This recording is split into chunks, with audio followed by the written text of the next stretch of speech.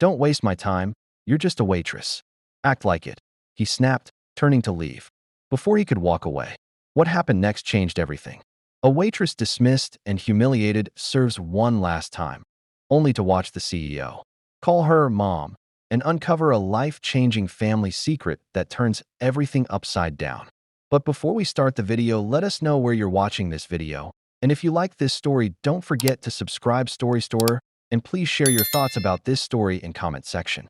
I slammed the tray on the table, my heart hammering so loudly I thought it might burst through my chest. The restaurant's usual hum faded into the background as I stared into the icy, condescending eyes of the man who had just sneered. You're just a waitress. Act like it. Around us, the lunchtime crowd buzzed with chatter, clinking glasses, and sizzling plates. But to me, it all felt muffled, like I was trapped inside a bubble of humiliation and fury. The man, tall and impeccably dressed, stood abruptly and pushed his chair back with a harsh scrape against the floor. His voice cut sharply through the air. "Don't waste my time," he said with a sneer, turning to walk away. But something inside me snapped. I wasn't about to let him leave like this, dismissing me, belittling my worth just because I wore an apron. Before he could take more than a step, I steadied myself, picked up the untouched drink he'd pushed aside, and calmly poured it back into the glass. Then, with every ounce of courage I could muster, I placed it firmly on the table. Looking him dead in the eye, I said softly but clearly, "Let me serve you one last time." The restaurant seemed to pause. All the noise quieted. People watched with curious eyes, sensing something important was about to happen. Just then, the front door swung open with a sharp jingle, and everything changed. The restaurant's door swung open, and the room's buzz shifted instantly. All eyes turned toward the entrance as a tall man stepped inside, his presence commanding attention without a word. He wore a tailored suit that fit like it was made for him, and his calm, confident stride cut through the murmurs like a knife. I barely dared to breathe as his gaze scanned the room and finally locked onto me. For a moment, I thought it was just my imagination, but then he smiled softly and said something that froze everyone in place. "Mom." The man I had just served, the one who had looked down on me, froze. His smug expression melted into disbelief and confusion. Whispers rippled through the diners, but the room felt charged, electric. The newcomer approached our table, his eyes warm but filled with something heavier: recognition, regret, hope. "You don't get to treat my family that way," he said quietly to the man who had insulted me, his voice calm but firm. The man blinked, trying to process what he'd just heard. "Family? What are you talking about?" he asked, looking between us like he'd stepped into a different world. I swallowed hard, knowing the truth I was about to reveal would change everything, both for me and for the arrogant stranger who thought he could demean me. David, my son, stood there, looking at me with a mixture of hope and disbelief in his eyes. It had been years since I last saw him, years filled with silence and unanswered questions. How did he find me? Why now? I took a shaky breath and tried to steady my voice. "David," I whispered, the name feeling strange and precious on my lips. He nodded slowly, his gaze never leaving mine. "I've been searching for you for a long time, Mom. Ever since I found out the truth about my adoption." The man who had insulted me, Mark, shifted uncomfortably in his seat, clearly unsettled by the sudden reveal. David turned to him sharply. "You don't get to treat my family like this," he said again, his tone firm and protective. I looked around the restaurant, feeling the weight of curious stares. I wanted to tell my story, how life had forced me into this apron and these tables, how I had fought to survive after losing him, how I never gave up hope. But where to begin? The years apart, the sacrifices, the heartbreak? David reached out and took my hand gently. "We have time," he said softly. And for the first time in a long time, I believed him. The restaurant seemed to hold its breath as I gathered the courage to speak. The years of silence between David and me hung heavily in the air. "I never wanted this life," I began, my voice trembling. "After your father disappeared, I struggled to keep us both afloat. I took this job to survive, not because I gave up on my dreams." David squeezed my hand, encouraging me silently. He looked at Mark with a cold stare. "She's my mother. The woman you just insulted, she's my family." Mark's mouth opened, then closed, clearly struggling to process the shock. "But how?" Asterisk, I swallowed hard and explained how David had been adopted after the accident that separated us. How? I had searched for him, never losing hope despite the pain. David nodded, adding, I've always known there was something missing. Now I know why. The restaurant fell into a stunned silence. Some customers whispered, others stared in disbelief, but none could ignore the tension at our table. Mark, once so confident and dismissive, now looked smaller, defeated by the truth. David turned back to me, eyes full of something I hadn't felt in years: connection. We have a chance to rebuild. For the first time, I felt like more than just a waitress. I was his mother. Later that evening, the restaurant quieted as the last guests filtered out. I sat with David at a corner booth, still wearing my apron, still wondering if this was all just a dream. He looked around the place thoughtfully. All these years, you were here, just a few cities away. I can't believe it. I didn't think you'd ever find me, I said, voice low. I didn't even know where to start looking for you. After the accident, after your father vanished, I had nothing. No money, no help. They told me I wasn't stable enough to keep you. David's jaw clenched. That was a lie. You were doing your best. I nodded slowly. Serving tables paid the bills. But not a day went by when I didn't wonder where you were. He reached into his jacket pocket and pulled out a small, worn photo. It was the same one I'd kept in my locket. Me holding him as a baby, both of us smiling, unaware of the storm ahead. I've carried this for as long as I can remember, he said. It's what kept me searching. Tears welled in my eyes, but I blinked them back. There was still so much to unpack, so much to rebuild. But for the first time in years, I wasn't alone. The next morning, David returned before the breakfast rush. He wasn't in a suit this time, just jeans, a t-shirt, and a familiar, warm smile that reminded me of the boy I once knew. We sat by the window, coffee in hand, as the rising sun cast golden streaks across the floor. I didn't just find you by accident, he began. I hired a private investigator 2 years ago. It took time, but they finally traced your name through old hospital records. When I saw the address linked to this place, I couldn't believe it. I stared at him, stunned. All this time, you were looking for me. He nodded. I had to know where I came from, who I came from, and now I understand.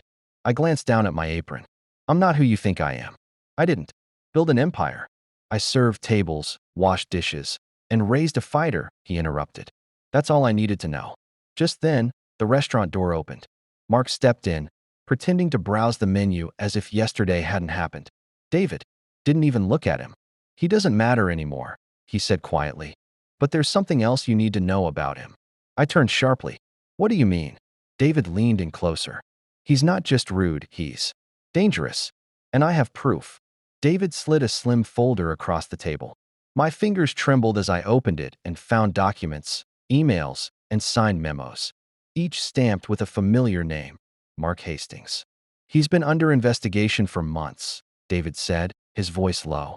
We suspected internal sabotage, delayed projects, missing funds, misdirected communications.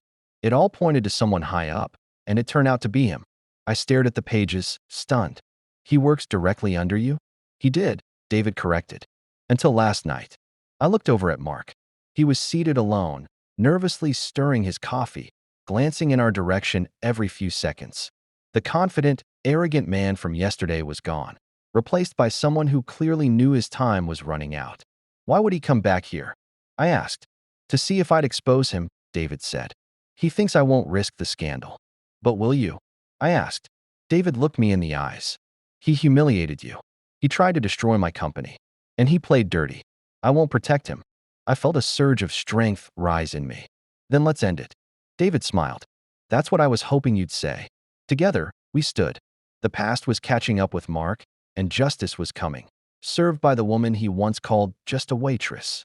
David and I walked across the dining room, every step slow and deliberate. Mark looked up, startled, then quickly forced a smirk onto his face, like a man still trying to bluff with a losing hand. David, he greeted stiffly. Didn't expect to see you here again this morning.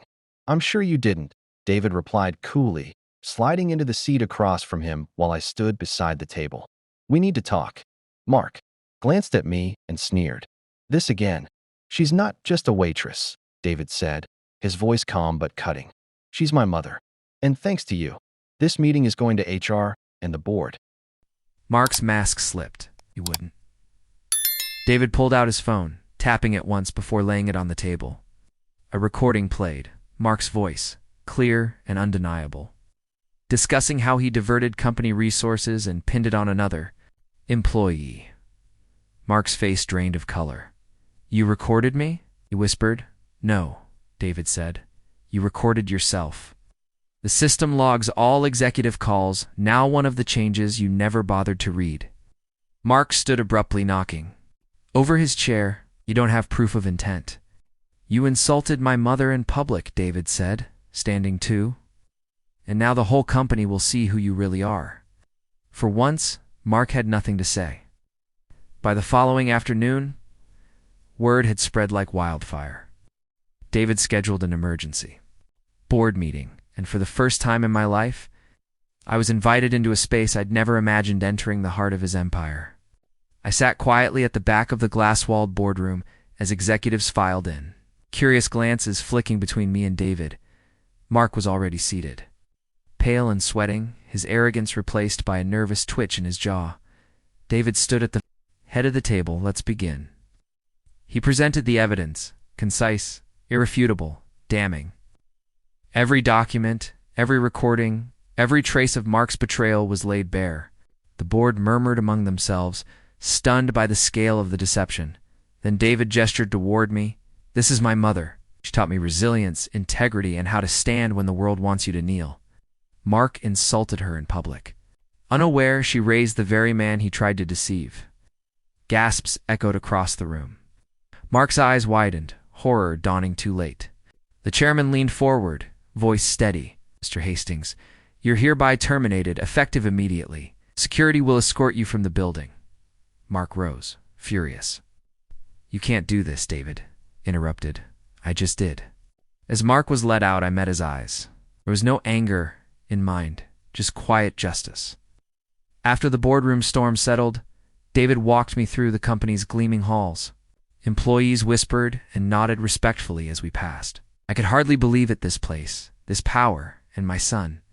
At the center of it all, he led me to a sleek office just down the hall from his own. Inside, a polished desk sat by a large window with a view of the skyline. On it was a brand new nameplate, Eleanor Martin, Executive Advisor. I stared at it, stunned. "David, what is this?" He smiled. "A title you've earned. You didn't just survive, you taught me how to fight with purpose. I want you. Here. You have instincts, wisdom, and more heart than half this boardroom combined."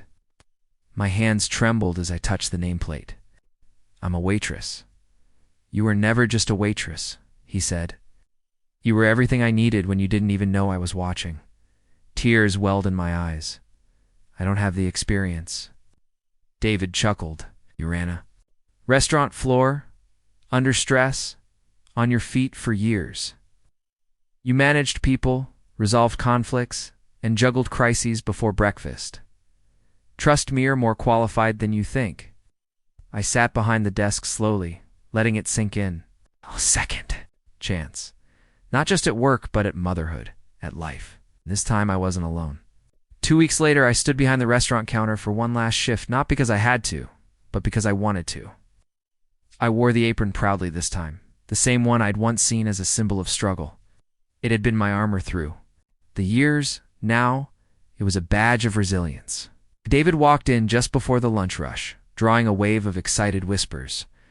My coworkers had finally connected the dots. The CEO, who'd appeared out of nowhere, was my son. "You ready for your last table?" he teased, holding up a familiar menu. "Only if you're hungry." As I approached the table, my heart skipped. Seated, there were two familiar faces.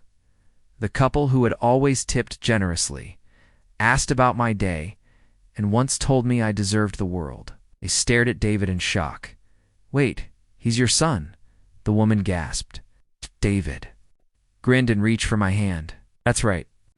I served them as I had many times before, but this time something felt different whole." As they left, the woman leaned in and whispered, "You're not just a waitress. You're unforgettable." David looked at me. One last shift. Then, the real adventure begins. And for the first time in years, I felt like my story was finally being written by me.